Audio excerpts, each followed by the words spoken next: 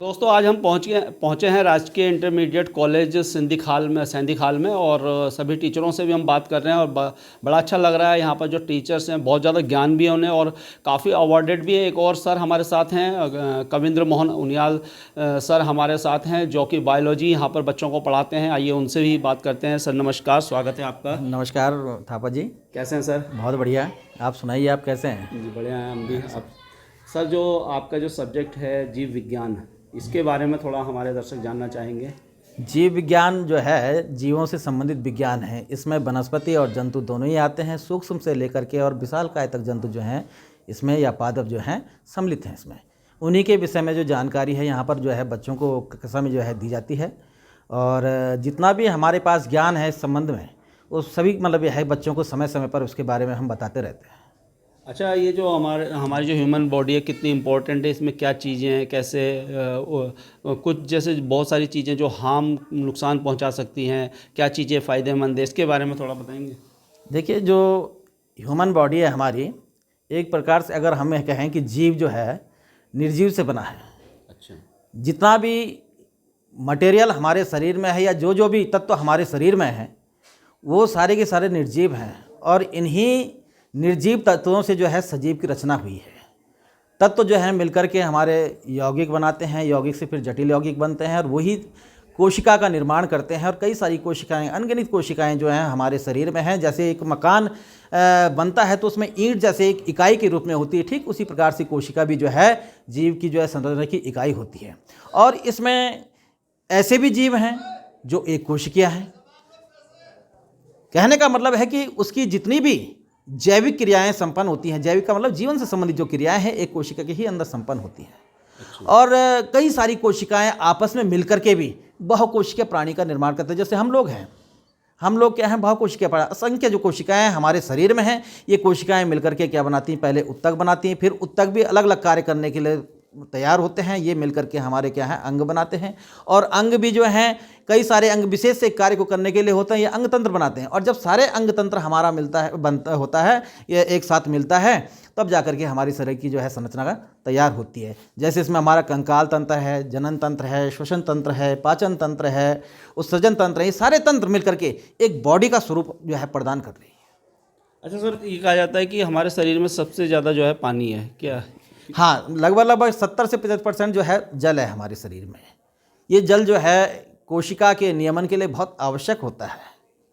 और बाकी जो अन्य तत्व हैं जिसमें मैंने बताया था आपको कि हमारे शरीर में जो है ऑक्सीजन भी है, कार्बन भी है, नाइट्रोजन भी है, ऑक्सीजन भी है, सल्फर भी है, फास्फोरस भी है।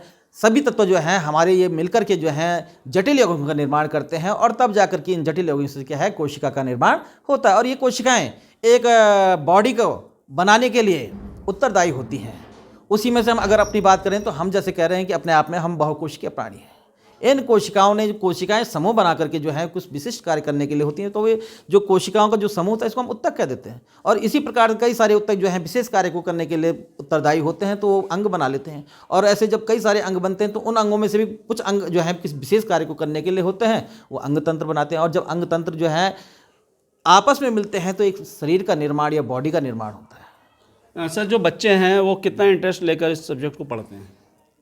बच्चे जो है इंटरेस्ट है उनका यहाँ पे, हालांकि छात्र संख्या बहुत कम रह गई है यहाँ पे, क्योंकि धीरे धीरे जो है गांव से पलायन भी हो रहा है, बेरोजगारी भी है, समस्याएं कई चीज़ें हैं, फिर स्वास्थ्य की भी जो है यहाँ पे सुविधा नहीं है। और रही बात शिक्षा की, शिक्षा के लिए टीचर्स तो हैं और बहुत सारे ऐसे विद्यालय हैं, हालांकि इस विद्यालय में लगभग सभी पूर्ण हैं, टीचर हैं सब और सब क्वालिफाइड हैं।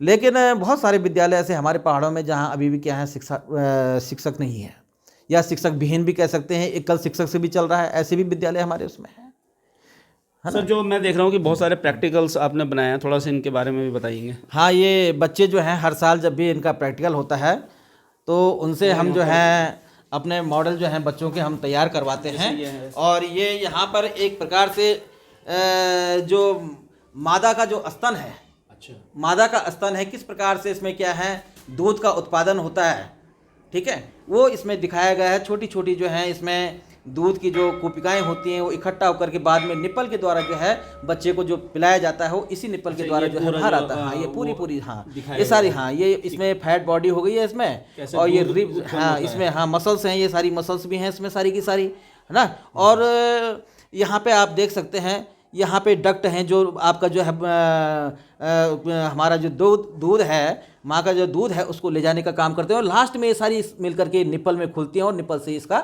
बाहर को जो है हाँ निकलना हो। तो देखिए ये जो बच्ची है नेहा 12th बी इन्होंने बनाया है प्रैक्टिकल को। इसी प्रकार से ये हमारा जो है ओवम है, ओवम भी ये जो है मादा, ओवम का मतलब अंड, जो मादा के अंडाशय में जिसका निर्माण होता है। अच्छा। और ये अंडाशय जो है जब शुक्राणु के साथ इसका मिलन होता है या शुक्राणु इसको निषेचित करता है, फ्यूज करता है या संलिप्त होता है शुक्राणु, तो उसके बाद एक छोटी सी संरचना बनती है और वो संरचना कहलाती है युग्मनज या जायगोट। और जायगोट ही धीरे धीरे उसमें विदलन होता है, क्लेवेज होता है, कोशिका यानी विभाजित होती हैं, और होने के बाद जो है भ्रूण का निर्माण होता है।